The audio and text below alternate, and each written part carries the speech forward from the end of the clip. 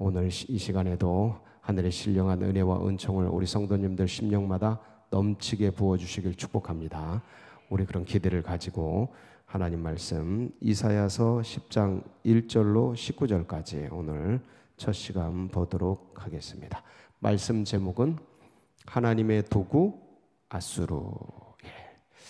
하나님이 쓰시는 도구들이 있습니다. 다양한 도구들이 있는데 크게 나누자면 선한 일에 선하게 쓰는 도구와 악한 날에 악하게 쓰는 도구가 있습니다. 여러분은 이게 정해진 운명이 아닙니다. 하나님께 붙들리면 원래 악인이라도 선하게 쓰입니다. 하나님을 떠나면 원래 선인이었어도 악하게 쓰입니다. 이건 정해진 운명이 정해진 게 아니고 우리 믿음의 백성들이 보는 운명론은 예수 그리스도 안에서 모든 것이 바뀔 수 있다예요. 그래서 천국은 침노하는 죄. 천국이 어디 따로 누구에게 정해진 그런 게 아니라는 거예요.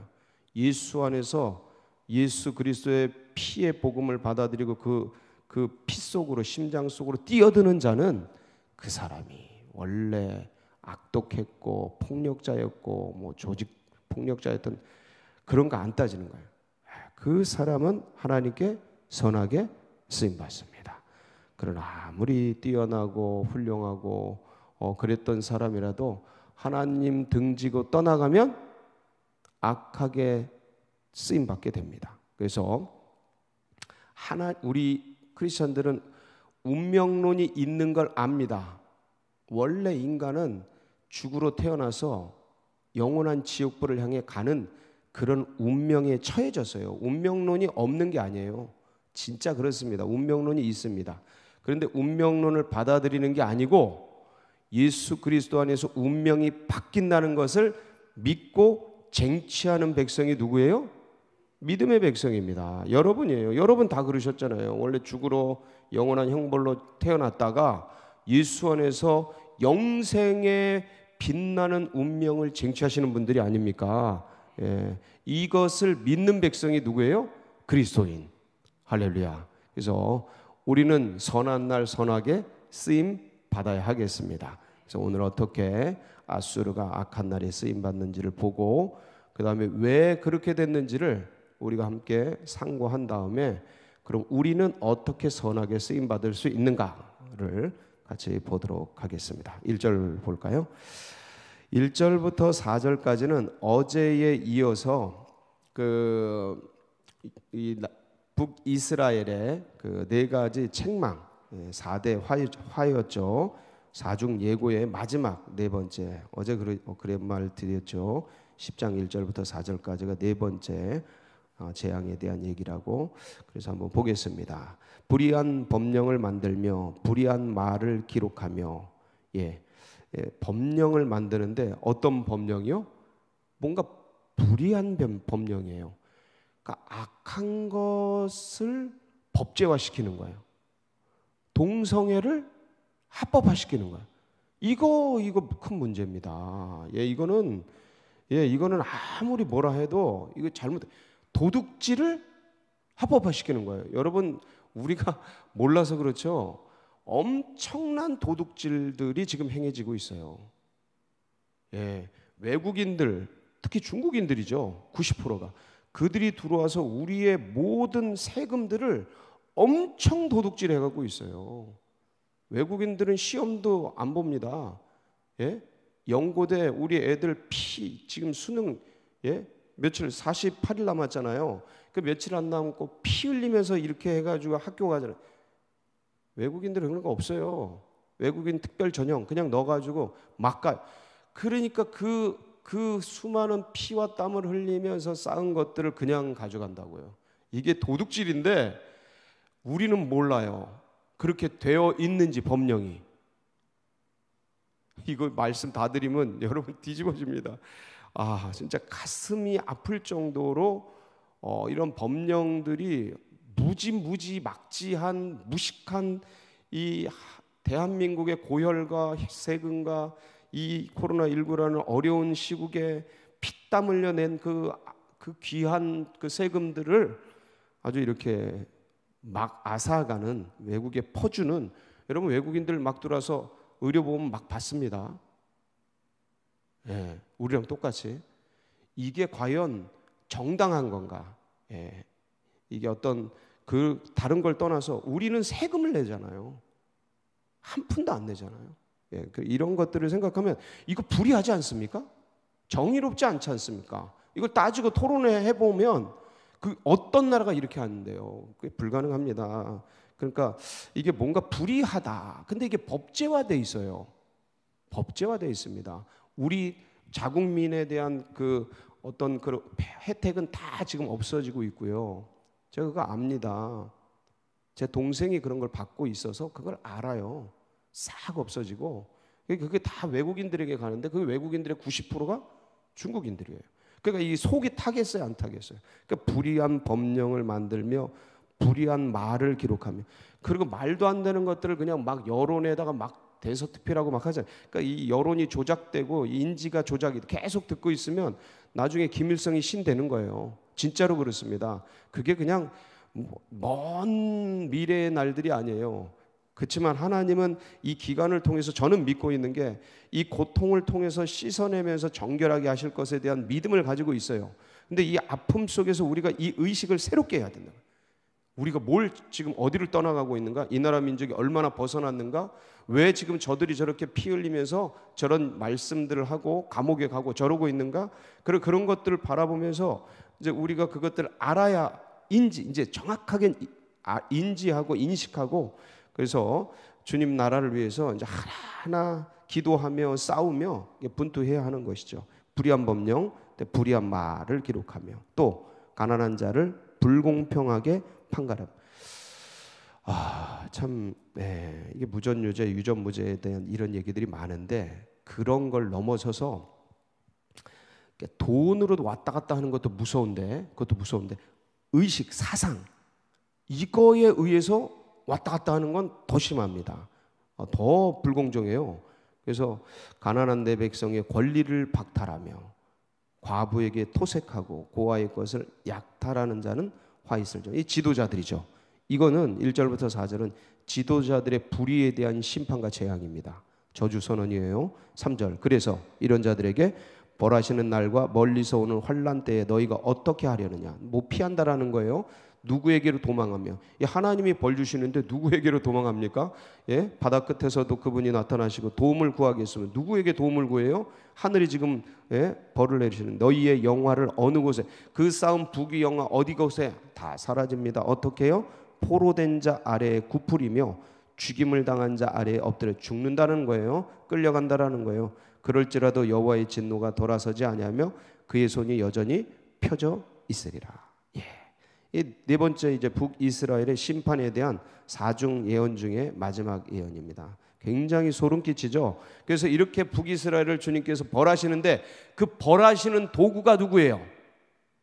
5절, 아수르 사람은 화 있을진저. 우리 세계사에서 최초로 제국으로 등장하는 나라입니다. 물론 그 전에도 뭐 이런저런 제국들 많았어요. 근데 뭐 그런 걸 떠나서 전체적으로 통일 왕국을 이루고 세계 역사를 펼쳤던 첫 번째 제국, 아수르. 무서운 나라입니다. 제국이에요. 아수르가 이제 이 북이스라엘을 멸망시킵니다. 아수르가. 그런 남유다를 괴롭히는데 히스기야 왕 때 엄청난 피해를 입죠. 그런데 어느 날 갑자기 18만 5천이 죽으면서 전염병에 떠나가게 되는데 이 아수르 사람이 그 북이스라엘 멸망시키고 채찍으로 쓰임받게 됩니다. 볼까요? 아수르 사람은 화 있을진저 그는 내 진노의 막대기요 그 손의 몽둥이는 내 분노라. 북이스라엘과 남유다를 그렇게 막 고통스럽게 하고 포로된 자 아래 굽으리게 하고 죽임을 당한 자 아래 엎드리게 하고 이렇게 하는 나라가 누구냐면 아수르예요. 아수르가 쓰임 받는 거예요. 그런데 아수르 사람은 뭐 있을진저? 화 있을진저. 이상하다. 하나님에게 쓰임 받는데 왜 화를 입죠?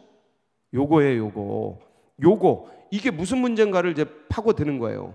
하나님이 썼는데 왜 화를 입지? 하나님이 썼는데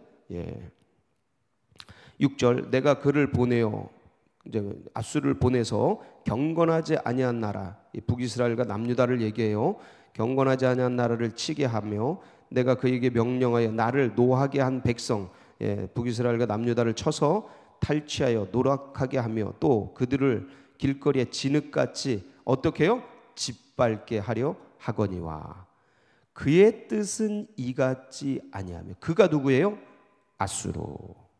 아수르의 뜻은 하나님이 남유다 북이스라엘을 그렇게 쳐서 멸망시키고 그것은 이 남유다 북이스라엘을 씻어내는 과정인데 아수르 그렇게 하라고 보냈는데 7절 아수르의 뜻은 이같지 아니하며 그 쓰이는 막대기와 몽둥이가 주인의 뜻을 어그러뜨리네요.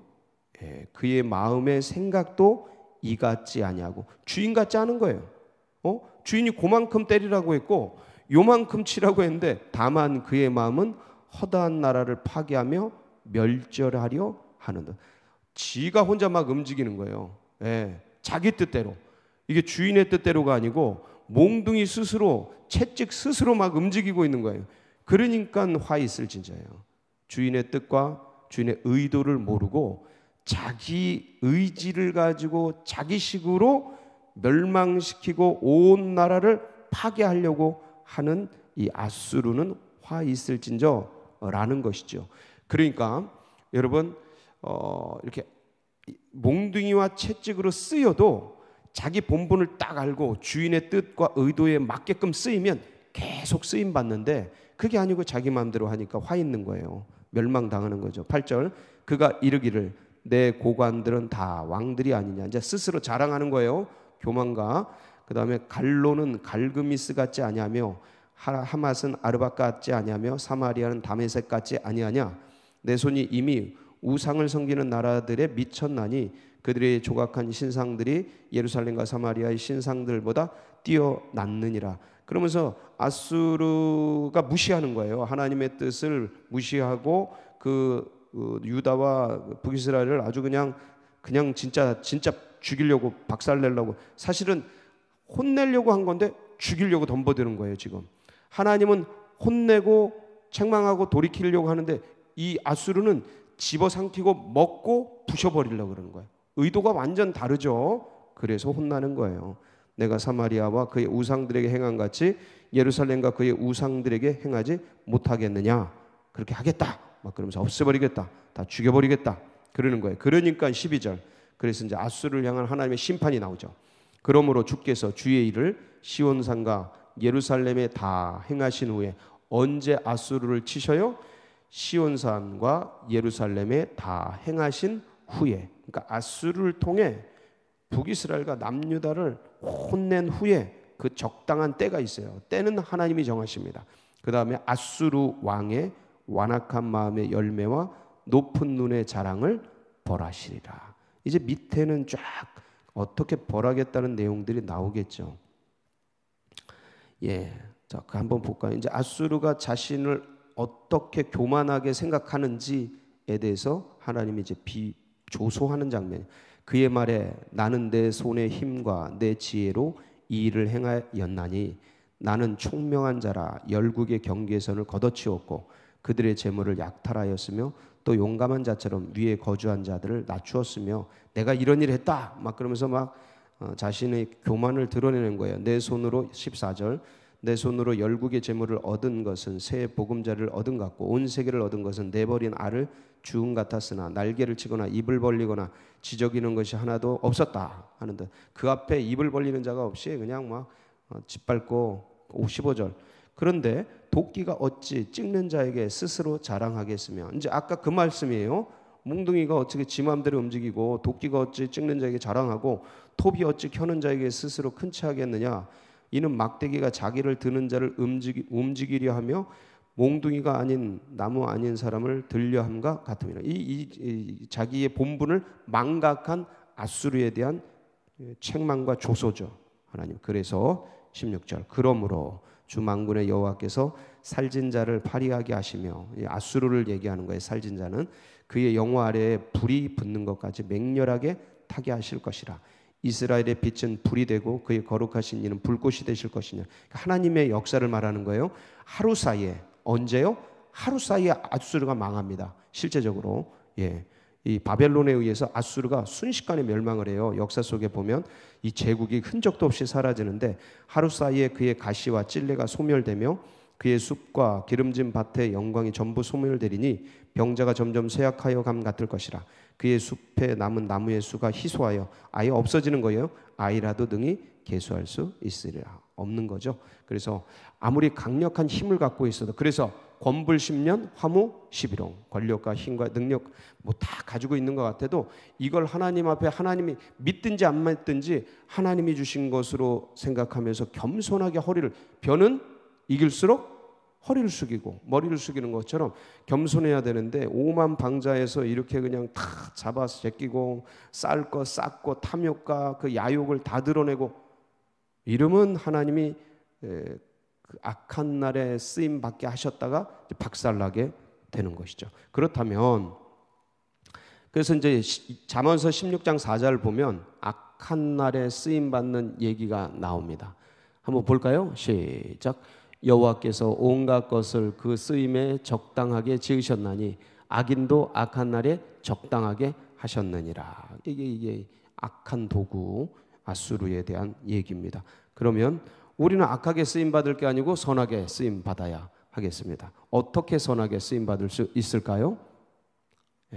하나님이 선하게 쓰시는 도구는 다른 게 아니에요. 능력 있고 실력 있고 뭐 있고 그게 아니고 깨끗한 그릇. 깨끗한 게 뭡니까? 한번 볼까요? 디모데후서 2장 20절로 21절 보겠습니다. 시작.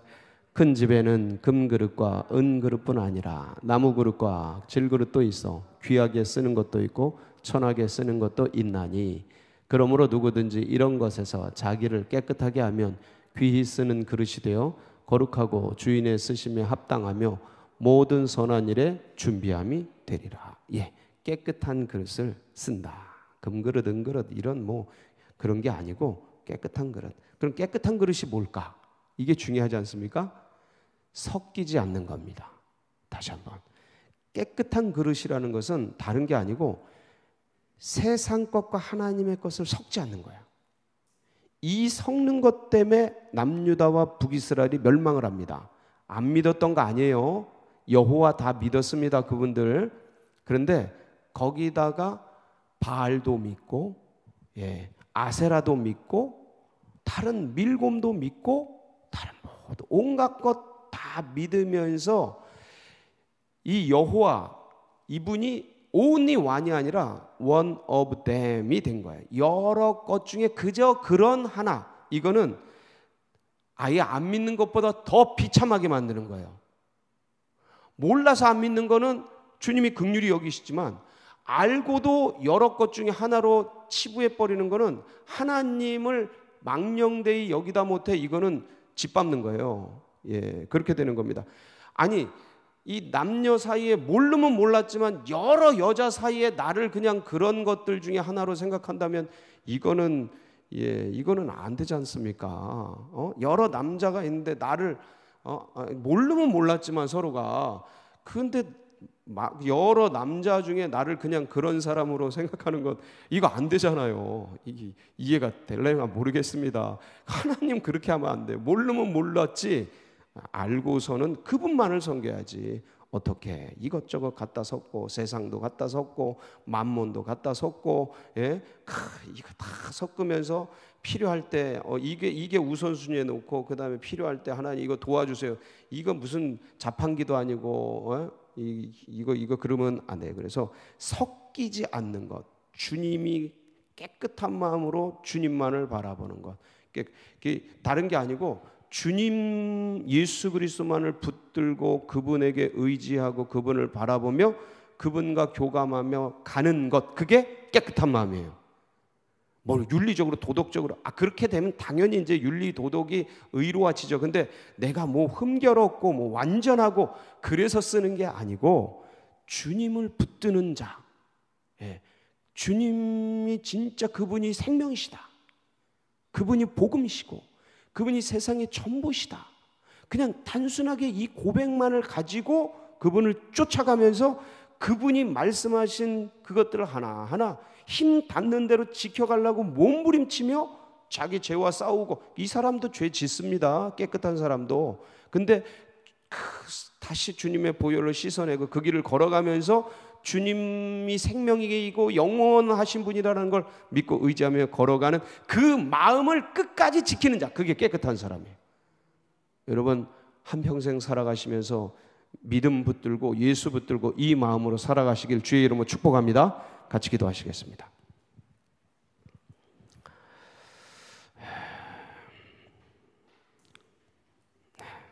근데 쉽지는 않죠. 쉽지 않습니다. 그래서 이렇게 기도하는 거예요. 새벽에 기도하고, 우리가 살기 위해서 기도하고, 우리가 약하기 때문에 기도하고 말씀 보고 그러는 겁니다. 잘나서 우리 영성 키우고 그게 아니에요. 나중에 돌아보면 이 모두 주님을 위해 했다는 게 결국 내가 나를 위해 하게 하셨구나, 그걸 알게 됩니다. 우리가 주님 위해 한 것 같지만 주님이 나를 위해 하시는 겁니다. 그래서 이런 신앙과 이런 믿음들이 다음 세대에게도 흘러가고 새 가족들의 가슴 속에 새겨들기 위해서 기도해 주시고, 이 나라 민족 이런 사실들을 빨리 알아야 되고, 열방 이런 엄홀하신 엄위하신 이 하나님의 거룩한 뜻들과 엄청난 섭리를 빨리 알고 주께로 돌아오도록 기도해 주시고, 이 마지막 때에 우리 서울제일교회가 이런 사명과 역할을 잘 감당하여서 하나님을 기쁘시게 하고 주님의 뜻과 비전을 이루어드리는 마중물교회 되도록, 여러분 수능이 48일 남았습니다. 끝까지 기도해 주시고요, 좋은 열매 맺도록 여러분 각자의 기도 제목 붙들고 주여 한번 부르고 기도하며 나갑니다. 부르짖습니다. 주여